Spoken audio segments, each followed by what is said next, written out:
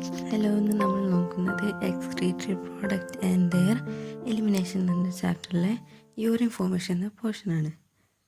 അപ്പോൾ നമുക്ക് NCERT വായിച്ചുകൊണ്ട് തന്നെ ഓരോന്നും നോക്കാം. NCERTയിൽ ഫസ്റ്റ് പറയുന്നത് urine formation involves the 3 main process, namely glomerular filtration, reabsorption and secretion that takes place in different part of the nephron. Urine ഫോർമേഷന് 3 പ്രോസസ്സായിട്ടാണ് നടക്കുന്നത്.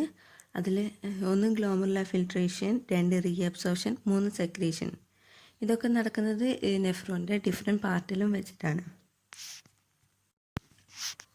The first step in the urine formation is the filtration of blood, which is carried out by the glomerulus and is called glomerular filtration. Urine ഫോർമേഷൻ്റെ first step എന്ന് പറയുന്നത് filtration of blood ആണ്.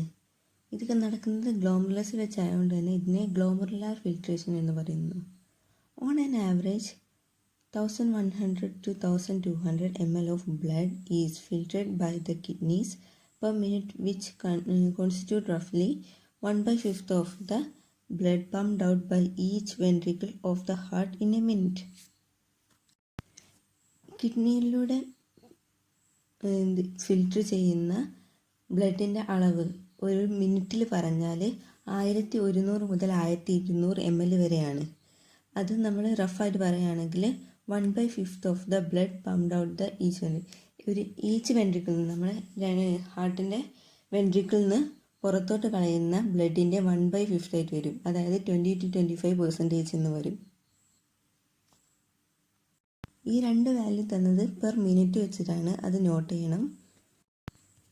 The glomerular capillary blood pressure causes filtration of blood through 3 layers: the endothelium of glomerular blood vessels, the epithelium of Bowman's capsule, and the basement membrane between these 2 layers. ഈ glomerulus വെച്ച് ബ്ലഡിൻ്റെ filtration നടക്കുന്നത് glomerular capillary blood pressure കാരണമാണ്. അതിന് 3 ലെയറിലൂടെയാണ് ഈ filtration നടക്കുന്നത്. അതിൽ ഫസ്റ്റത്തെ ലെയറാണ് ഗ്ലോമറുലാർ ഗ്ലോമറുലസിൻ്റെ endothelium of glomerular blood vessels, 2 epithelium of Bowman's capsule, 3 ഈ എൻഡോത്തീലിയം ഓഫ് ഗ്ലോമറുലാർ ബ്ലഡ് വെസലിൻ്റെയും എപ്പിത്തീലിയം ഓഫ് ബൗമൺസ് ക്യാപ്സ്യൂളിൻ്റെയും ഇടയ്ക്കുള്ള ഒരു ബേസ്മെൻറ്റ് മെംബ്രെയിൻ. ഈ 3 ലെയറിൻ്റെ ഹെൽപ്പോടെയാണ് എന്ത് നടക്കുന്നത്, ബ്ലഡിൻ്റെ ഫിൽട്രേഷൻ നടക്കുന്നത്. The epithelial cells of Bowman's capsule, called podocytes, are arranged in an intricate manner so as to leave some minute space called filtration slit or filtration pore. Bowman's capsuleന്റെ epithelial സെല്ലിനെ പറയുന്ന പേരാണ് പോഡോസൈറ്റ് എന്ന്. ബോമൺസ് ക്യാപ്സ്യൂളിൻ്റെ epithelial സെൽസിനെ പറയുന്ന പേരാണ് പോഡോസൈറ്റ്. അത് ഒരു ഇൻട്രിക്കേറ്റ് മാനറിലാണ് അറേഞ്ച് ചെയ്തിരിക്കുന്നത്. അതുകൊണ്ട് തന്നെ അതിൻ്റെ ഇടയ്ക്ക് ഒരു കുഞ്ഞു സ്പേസ് ഉണ്ട്. ആ സ്പേസിനെയാണ് എന്ത് പറയുന്നത്, ഫിൽട്രേഷൻ സ്ലിറ്റ് പോർ എന്ന് പറയുന്നത്. Blood is filtered so finely through these membranes that almost all the constituents of plasma except the protein pass on to the lumen of Bowman's capsule.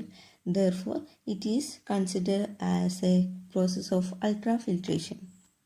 ഈ മെംബ്രെയിനിൽ കൂടെ, അതായത് ഈ endothelium of glomerular blood vessel, epithelium of Bowman's capsule, ഈ basement membrane, ഈ 3 ലെയറിൻ്റെ സഹായത്തോടെ ബ്ലഡിൻ്റെ ഫിൽട്രേഷന് ഏകദേശം കഴിഞ്ഞിട്ടുണ്ട്.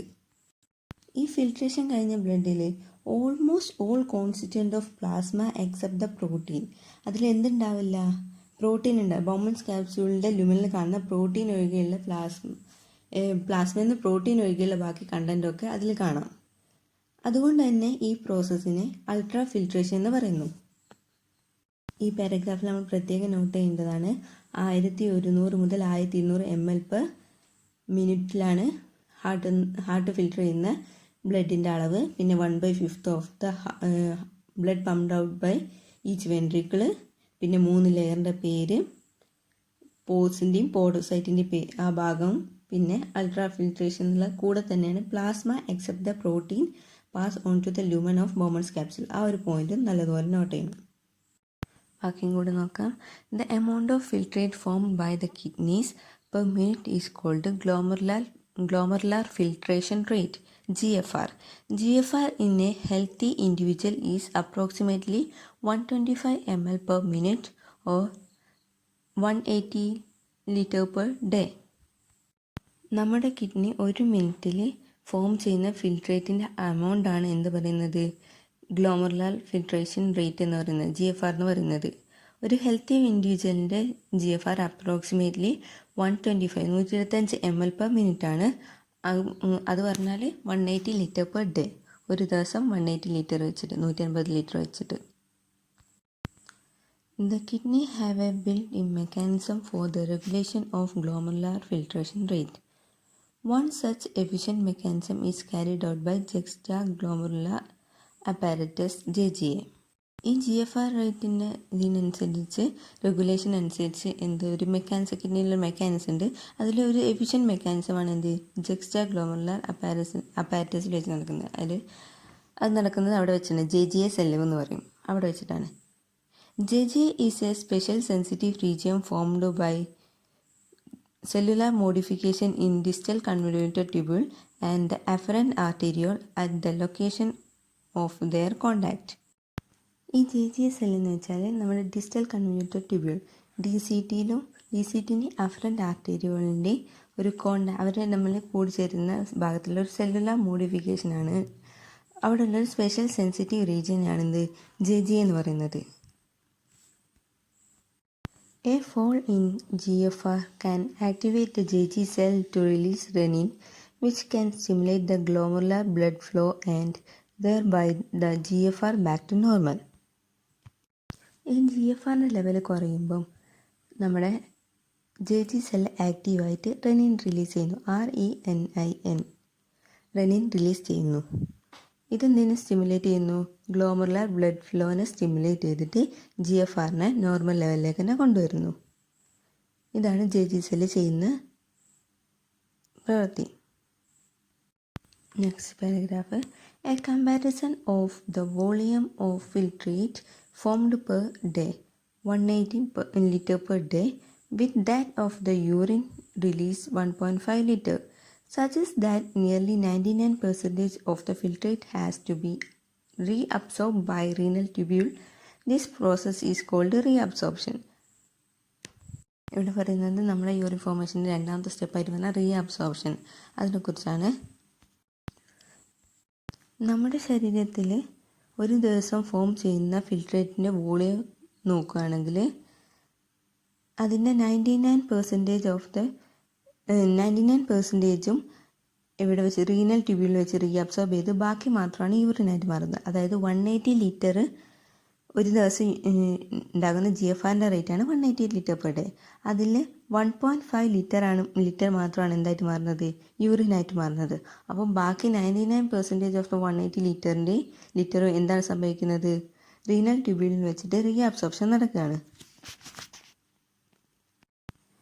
The tubular epithelial cells in different segments of nephron perform this either by active or passive mechanism.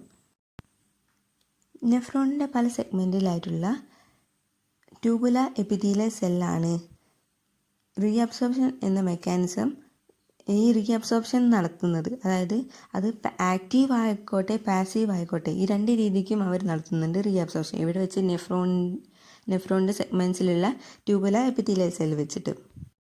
For example, substances like glucose, amino acid, Na+, etc. in the filtrate are reabsorbed actively, whereas nitrogenous waste are absorbed by the passive transport. Reabsorption of water also occurs passively in the initial segment of the nephron. നമ്മുടെ ശരീരത്തിലുള്ള glucose, amino acid, Na+ തുടങ്ങിയ substance ഫിൽട്രേറ്റിൽ നിന്ന് reabsorb ചെയ്യുന്നത് ആക്റ്റീവ്ലിയാണ്. Nitrogenous വേസ്റ്റിനെ absorb ചെയ്യുന്നത് passive transport വഴിയും. റീഅബ്സോർപ്ഷൻ ഓഫ് വാട്ടർ നടക്കുന്നത് passively in the initial segment of നെഫ്രോണിൻ്റെ ഇനീഷ്യൽ സെഗ്മെൻറ്റിൽ വെച്ചിട്ട് പാസീവായിട്ടുമാണ് നടക്കുന്നത്. ഗ്ലൂക്കോസ്, Na+, അമിനോ ആസിഡൊക്കെ reabsorbed actively and nitrogenous waste are absorbed passively. Reabsorption of water passively at initial segment of nephron. ഈ reabsorb absorb എന്നുള്ള terms ഒക്കെ ഒന്ന് ശ്രദ്ധിക്കണം. During urine formation, the tubular cell secretes substance like H+, K+, ammonia into the filtrate. Tubular secretion is also an important step in urine formation as it helps in maintenance of ionic and acid balance of the body fluid. ഇത് പറയുന്നത് നമ്മുടെ urine ഫോർമേഷൻ്റെ last സ്റ്റെപ്പായിട്ടുള്ള സെക്രീഷനെ കുറിച്ചാണ് ഈ paragraph പറയുന്നത്. ഈ urine ഫോർമേഷൻ്റെ സമയത്ത് tubular cells നമ്മുടെ ഫിൽട്രേറ്റിലേക്ക് എന്തൊക്കെ സെക്രീറ്റ് ചെയ്യുന്നുണ്ട്? H+, K+, അമോണിയ ഇതൊക്കെ സെക്രീറ്റ് ചെയ്യുന്നുണ്ട്. ഈ സെക്രീഷൻ എന്ന് പറഞ്ഞത് യൂറിൻ ഫോർമേഷനിലെ ഒരു ഇമ്പോർട്ടൻ്റ് ആയിട്ടുള്ള ഒരു സ്റ്റെപ്പാണ്. അതുപോലെ തന്നെ ഇത് എന്തിനാണ് ഹെൽപ്പ് ചെയ്യുന്നത്? നമ്മുടെ ബോഡിയിലെ അയോണിക് ആസിഡ് ബേസ് ബാലൻസിന് വേണ്ടി സഹായിക്കുന്നു.